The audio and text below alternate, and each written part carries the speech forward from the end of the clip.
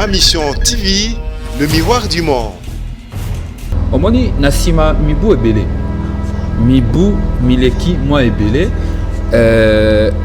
Libeko li konti uta 2006 ezala qui promulgué qui nous a qui modification en 2011 ti le ndenge to kotambola. Mais Nassima na yango to constater pe mambi ya moi pokoso na kati ya liboko li konti moi Ebele. Likambo ya monene oyo population akotala na bokebi. Likambo mokano bino bozwi en vol pona kosenga ete mibeko likonzi babalola yango babongola yango mbongo wana mibeko likonzi eloko ne kobatama na sima boko lukani bazongisa kibiso na élection bakomisa kibiso na élection tour moko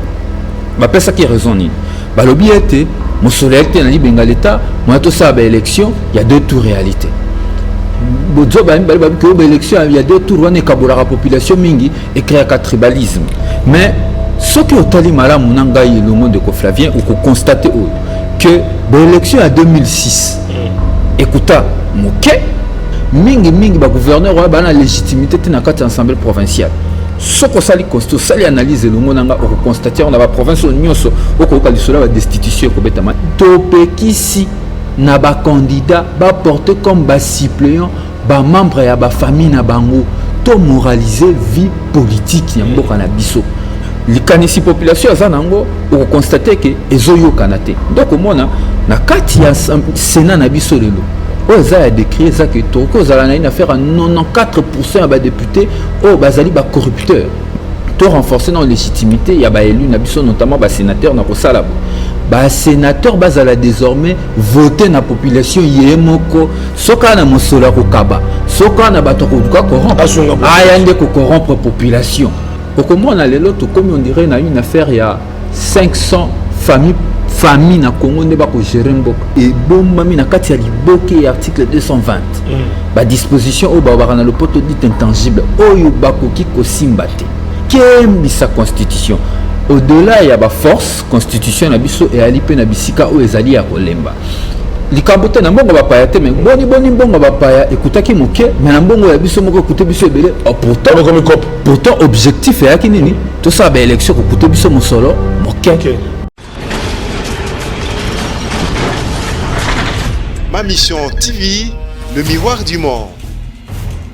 Mbote na bandeko balandi émission ya babola émission en population bandeko bamesana kolanda biso surtout na 26 provinces bandeko na ngai ya province ya Congo central na pesi mbote bandeko ya province oyo ya Équateur bandeko bazali ebele même na Kivu bozali ebele bolandaka émission babola bolandaka mona musala population na pesi bino mbote po ete bino pe bozali ko déclarer pour na tanga kabino te na bosanité mapinga o bakubatela ekolo ba policier na bosanité o bakubatela population na bosanité ba enseignant ba médecin tala bandeko yo baza ko nyoko mapote Congo kindeli bosona ba misusu ba débrouillard o to bengaka ba chailleur na pesi mbote na bosanité ba mama bipi bola maman wala mukana tongo pour oteka mapa voilà bref bande konyoso oyo balandaka émission babola tokobeta masolo na otali révision constitutionnelle mbongo na mbeko mingi konzi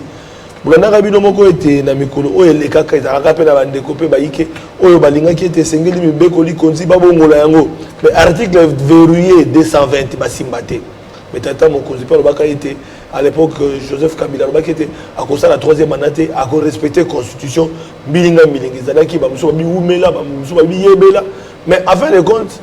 à respecter constitution na o etali mandat akendaki suma pour la mité bande ko balandi to comme on appelle na ngambo mususu bilenge mususu ba itando mususu politique bango ba sengete sengeli ba réviser constitution yango to bengaki o apazali elenge azali pe molobeli ya lingomba ya bande ko en vol mona mboka maître Rodrigue Ramazani to solo la pena bango na ye atali sa biso pona nini ne lokoyo balingi ko bokola mbeko de konzi est-ce que ba kosimba ba article verrouillé topé intention nini batami na o bango bazali ko sala parce que zali émission population et sengi to ba maître Ramazani mbote mingi ndeko Flavien boni kimezali kimeza malamu mingi pambate tolamuki lelo na Kisasa tomone tembule betite lizibe monanité totamboli pe na kimia yango tokobaki kimezali pambate tokopema likambo ya monene oyo population akotala na bokebi likambo mokano bino bozwi en vol pour na kosenga ete mibeko likonzi babalola yango babongola yango mbongo wana mibeko likonzi eloko ne kobatama na sima bokoluka nini eloko moko te kobatama na sima eloko ya kobatama na sima ezali tokoluka kokembisa ya liboso constitution na biso ya mibale oyo tokoluka ezali kokolisa démocratie na kati ya ekolo na biso mpo na nini tokoloba bongo na ntina omoni na nsima mibu ebele mibu mileki mwa ebele libeko likondi uta 2006 ezalaki promulgué kino ezwaki modification na 2011 ti lelo ndenge tokotambola mais na nsima na yango tokonstate mpe mambi ya mwa kpokoso na kati ya liboko likondi mwa ebele yango tolobi fasi ya bakokoso eyali est-ce que tovanda kimia tobongola makanisi po ete totala ndenge nini tokomema ekolo liboso na nsima ya mapona mi-parti on voit la convocaki bureau politique na ye esika wapi na mois de juillet et c'était de 11 au 13 juillet 2019 délégation eutaki na différentes coordinations na biso eza na kati ya baprovince toyambaki na faire à 56 délégation eyaki torefléchisaki barésolution ebimaki na kati ya bureau politique wana notamment révision constitutionnelle pamba te esengelaki na biso ndenge nautaki koloba na ebandeli tokembisa constitution au-delà ya baforce constitution na biso eyali mpe na bisika oyo ezali ya kolemba force ya constitution na biso force ya constitution na biso politique bozo ba population ndakisa ya force o constitution dali ya kolemba na article nini ya mingi kutu yo utaki koloba ngwa force ya constitution na biso ezali oyo eza consolide ndenge baloba oyo ebombami na kati ya liboke ya article 220 badisposition oyo babaka na lopoto dit intangible oyo bakoki kosimba te wana nde force ya démocratie na biso pamba te ezwama na prix ya makila ya bakongolais wana bakoki kobongola te mpe parti en vol abetise te na ye na esika wana ekoki kosala même pas objet ya débat tokoki kodiscute mpo na yango te pamba te mokeli mibeko alobaki na nzela ya référendum population aloba ete disposition 220 batimba te mais kasi au-delà de ça bafaiblesse eyali napesa ndakisa ya bafaiblesse pamba te eza 31 disposition oyo tozovise ebele boy ebele bopete ali mingi te il faut tokembisa nde constitution elenda pamba te bozobe esalema mingi te mpo bozobe elekaki mpo mingi na 2011 bazongisaki biso na élection bakomisaki biso na élection ya tour moko bapesaki raison nini balobi ete mosolo yaki te na libenga leta moya tosala baélection ya 2 tours réalité bozoba mibale babiki oyo baélection ya 2 tours wana ekabolaka population mingi ekreaka tribalisme mais soki otali malamu na ngai elongo ndeko Flavien okokonstate oyo que baélection ya 2006 ekuta moke koleka baélection ya 2011 na 2018 mpo na nini problème eza na baopération ya scrutin te ezali na makambo nde tokendaka kovote te problème eza yango te problème ezali ekumbeli ya seni ndenge bato bakumbeli seni nde bazobi population nde bayibi mbongo ya leta mingi ntango mbongo konongwa na BGF ekokatisa babanki mosusu ntango bakozwaka mbongo ya carburant bakosala nango makambo mosusu wana eza opération ya scrutin te baélection na 2006 ekuta biso 370 millions d'euros baélection na 2011 écoutez biso 1,8 milliards d'euros oyo euti koleka kutu ngomba lisusu koleka nde tolobi ekomata kaka organisaki afinisaki baélection na mbongo na mosolo na biso moko na mbongo bapaya te likambo te na mbongo bapaya te mais boni mbongo bapaya ekutaki moke mais na mbongo ya biso moko ekute biso ebele pourtant objectif eyaki nini tosala baélection kokute biso mosolo moke mais tokonstate ke mosolo yango elekaki ebele nde lokola envol avandisaka politique na ye likolo ya makanisi tosalaka politique na émotion te mais liboso na makanisi tovandaki tokanisi tobi eza malamu lelo mpo to renforcer légitimité ya président de la République il faut qu'on reconnaître que depuis 2011 kino lelo toza na président de la République baza illégitime baza mal élu pamba te baza élu na CA 50%. Lelo est important tozonga na 2 tours pour que président de la République a renforcé légitimité naie. On est le roi liboso. Tolobi tozonga na 2 tours ya élection. Oya mibale. Donc on constate que l'élection na suffrage indirect dans les députés provinciaux. Et comme on est au Copalard, on a français par bourse de valeur. Et si les mieux offrants gagnent, on dit qu'on a bourse, on a Nasdaq qui va discuter pendant, on est à la moelle rebelle d'organiser l'élection. Et ça est sous sentiment ya population te likanisi population aza nango okoconstater ke ezoyokana te donc omona na kati ya sénat na biso lelo oyo eza ya décrit eza ke tokoki ozala na une affaire à 94% ya badéputé oyo bazali bacorrupteur makambo ona koloba ya bacorruption eza nga te moto nalobi tomona bacandidat na ya majorité présidentielle même ya époque tomona même bacandidat mosusu bazalaki mpe na opposition na biso na kotanga bakomo ndakisa ndeko atundu ndakisa président ada bombole ndakisa président vide chimanga baretira bacandidature na bango pamba te badéputé bakoconditionne élection na mwa kaniaka biso tolobi basénateur bakoconditionne badéputé provinciaux balobi si basénateur po to vote yo yopesanga 25 000 soko oza na 25 000 oyo 40 000 apesa yo na lopango na oyo vote ngai toyebi te tokoki kocréer démocratie ya toana émission ya babola tokoki kocréer démocratie ya bariche te démocratie ya bato bazwa bato ya mosolo tozonga nano mpo volonté ya population nde eyokana ya babola eyokana nde biso tolobi boye na envol na nsima bureau politique tokanisi tobi te to renforcer na légitimité ya baélu na biso notamment basénateur na kosala boye basénateur bazala désormais voter na population ye moko soka na mosolo ya kokaba soka na bato koduka corrompre aya nde kocorrompre population olieka kota nango oboni eza facile ovandi no na palais obundi na yo te osali mpe na pokwa nango oyeba mpe so mosolo tokoti sikoyo na oyo ya bagouverneur mpo na biso basénateur bavote bango na population bango moko wana réforme ya mibale oyo ya bagouverneur même problème bourse de valeur copalard c'est-à-dire que pose à la gouverneur atolalaki no pongi yo bombaka 150 000 okotaka na assemblée provinciale okaboli babiye ndenge olingi eza normal te ntango population apesi famille politique moko majorité na kati ya assemblée provinciale souwe na ye ezali komona moto oyo akobima wana azala moto azali awuti na libota wana ya politique mais nini ekoleka okomona moto moko aki indépendant ata na député moko te na kati ya assemblée ye moko abokoleka na bavote bapona ye mpo ayebi ke bakopona ye te aleki na nzela ya nsima akoti na kati ya assemblée akaboli biye na bajip suka nango abimi gouverneur yango komona lelo soko remarqué na baprovince oyo baproblème eza na bagouverneur mingi bagouverneur oyo bana légitimité te na kati ya assemblée provinciale soko osali constat osali analyse elongo nanga okokonstate yango na baprovince oyo nyonso okoyoka lisolo ya badestitution ekobetama nde envola lobi boye ya liboso mpo ozala eli gouverneur zwa nano onction ya population babola ya congo nyonso bakonyokwama bisika bazali bapesa yo confiance de coflavien ya liboso bavote yo nano comme député provincial bandima ete yo ozala molobeli na biso condition ya liboso condition ya mibale liste électorale oyo yo se présentaki ezala liste oyo ekokisi au moins 15% ya siège na kati ya assemblée provinciale une façon mpona biso ya koloba ete ozali na mwa légitimité na kati ya assemblée wana ozali na makanisi ya kobunda liste na bino boprésentaki population babola nyonso bakolanda biso mpo kongola ya na pasi andimelaki bino ezala te moto moko alalaki pongi na province moko boye aya kosutuka na province mosusu akomi gouverner eza normal te yango biso tolobi esengeli bacritère wana elandama pamba te mongongo ya population ezala respecté légitimité ya baélu mpe eyokana eyebana oyo ya misato lisusu toloba tolobi boye okomona lelo tokomi on dirait na une affaire ya 500 famille na Congo nde bakogere mboka na ndenge nini okomona moto moko alaki candidat député national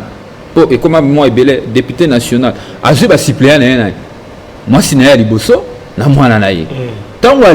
aleki député national atiki ake kopostuler comme député provincial kuna azwi suppléant nani mwana kasi na ye na mwasi na ye ya mibale ntango ye aleki kuna ayoki ke élection basénateur ebandi atiki yango kuna atiki suppléant nani mwasi na ya mibale aleki na sénat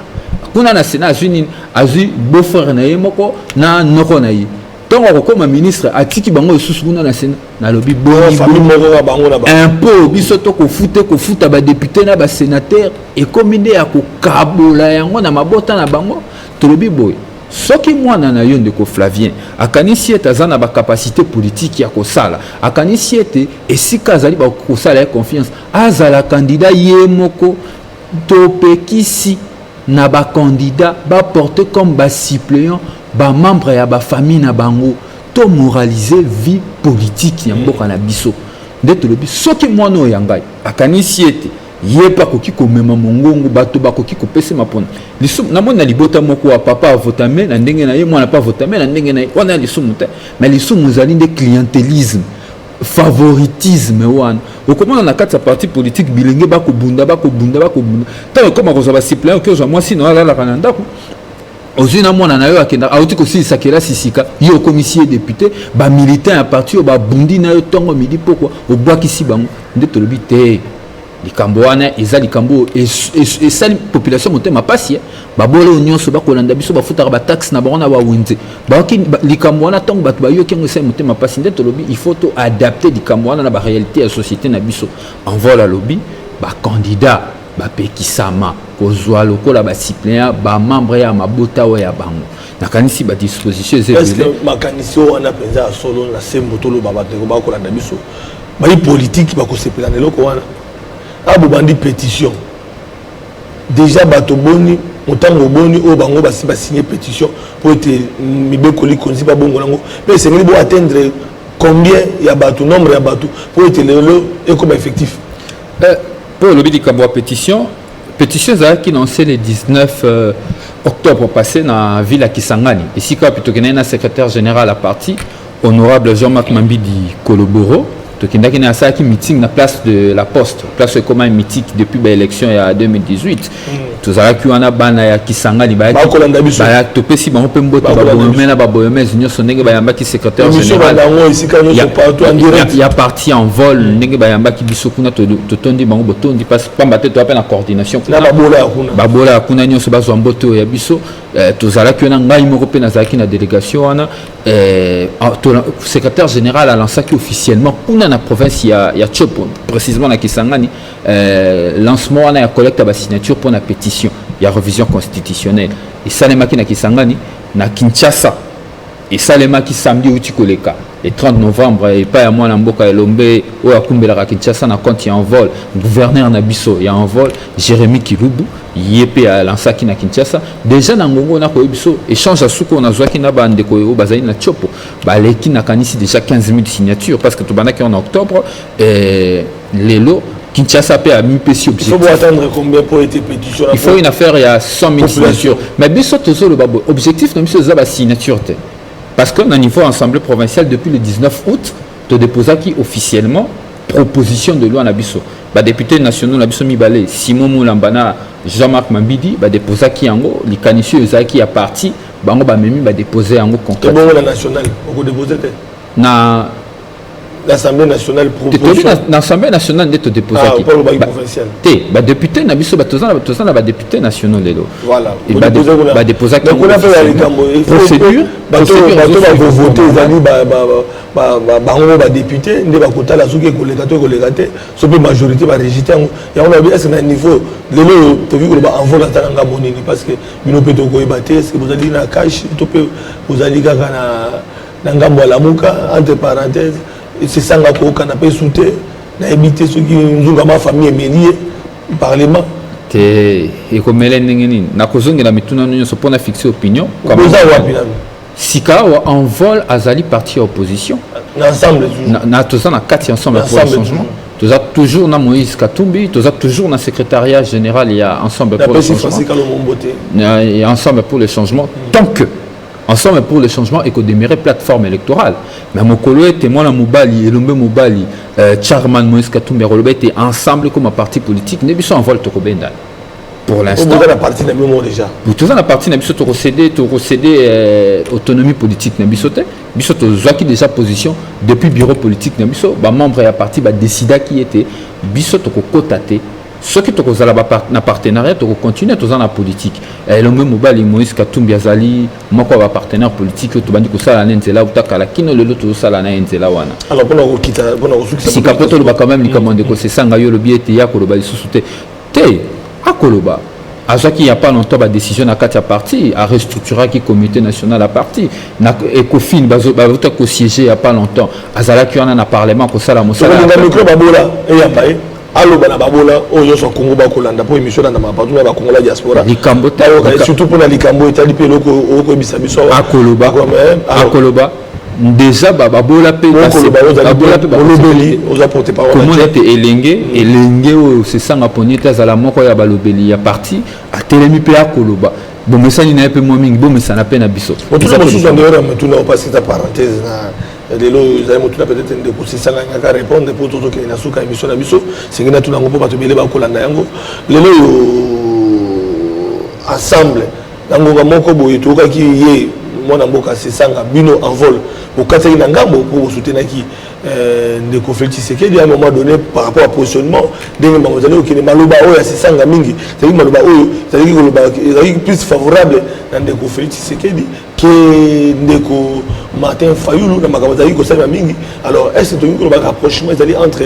en vol pour contre na cash c'est vrai peut-être que le c'est beauté au combo mabilo ba politique au sakabongo mais ils ont vraiment la colinga c'est ça à expliquer la population pour la ligne à tomber la mongongo à retomber mongongo là par rapport à l'idéologie il y a la mouka ensemble de la quitté mais et comme moi compliqué là tu j'ai bien pas du mandat il y a la mouka qui est ici la zone ici à l'objet de mon côté on dirait rapprochement aux alliés na C entre bino na ngambo ya Félix Tshisekedi mais beaucoup de la procès beaucoup sur la population te nakasi likambo wana utakala tolo mais lokola lelo naza liboso ya bandeko nyonso balandaka biso bayoka mpe bacomprendre mpe ndeko Flavien oprofite mpe oyoka te biso ntongo tosoutenaki na confirmé awa ke parti on va le soutenaki Félix Tshisekedi comme candidat président de la République mpo na nini tosoutenaki boza na kati ensemble boza na kati na bafayulu boza ensemble c'est moins compliqué. Tout n'est pas ça melinga, n'a pas ça payer. Dans le Bible, tu soutenais qui projet commun à opposition. Projet commun à opposition. Tu soutenais qui projet de société. Projet commun à opposition, ils ont projet commun à opposition, ils ont alternance démocratique au sommet de l'État. Et c'est là qui pour nabiso pour namoto oya kokisa et la population azalaki kozela ezalaki komona mbongo na songe ya mboka moto opo na biso kokai kokokisa vewana ezalaki Félix Tshisekedi to kumbelaki ye lelo akomi président de la République na sima ya mapona mitolobi ete pona to sala mboka sengeli ka te to sala na pouvoir pona ko sala mboka sengeli pe to sala opposition républicaine nde to sala déclaration achopte kuna bo savoir critique mais kuna bo ko zwa bo kutana na butu na moyi opposition républicaine na ndenge mibeko lobi opposition a la possibilité de pour beaucoup d'appels du solo la porte-parole et opposition a la possibilité à recoutana pouvoir discuter aïe badingue makambo ko tambola ko servir mbo que c'est une carte voilà logique la vérité des urnes te vérité des urnes ezali likambo etumba au moins na mboka faulu wa ko bunda eza malamu mais était vérité judiciaire ici remporté sur la vérité des urnes wana na kanisi ba imboka nyonso ba biso to soutenir qui projet commun opposition avec alternance démocratique au sommet de l'État. Ngani na tondi obotondi pour voilà bandeko balandi eloko malamu aussi la kabo parce que beaucoup mona ngongeza moke mais c'est ngwe ba été vezali ngonga pour la sima ba programme soso ezali merci beaucoup to pena ko ba matondo mingi na mona mboka elenge maître Rodrigue Dengo Dimaki Ouya na itando na biso poto solo na Italie en vol aux alliés molobeli adjoint donc il porte parole adjoint ya lingomba na bino donc na base to ko ya maomi ko ko ya pe na mission mosusu et ko za sengo mingi ko sola na babola nyonso balandaka matondo mingi mettre drink Ramazani bandeko balandi to comme la suka ya émission babola émission na bino population merci na 26 provinces merci na ba continent nyonso to bosete ba combattant na mikila poto partout bozali bandeko na biso diaspora ba congolais bolinga Congo émission na bino a sembo bolandaka yango to dans lobby invité mosu pour na ko beta masolo Congo masolo babola matondo mingi.